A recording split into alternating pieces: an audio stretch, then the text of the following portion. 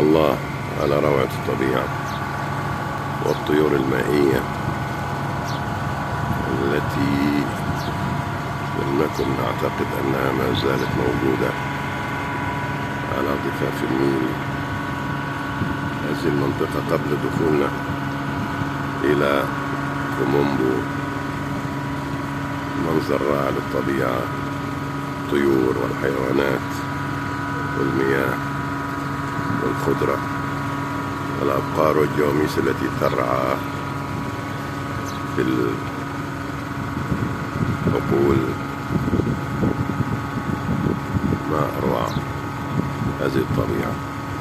وعشان تكتشف الطبيعة الخلابة الرائعة دي لازم تعمل الرحلة النيلية على إحدى الذهبيات زي الذهبية هديل اللي احنا على زهرة منتهى الروعة والجمال.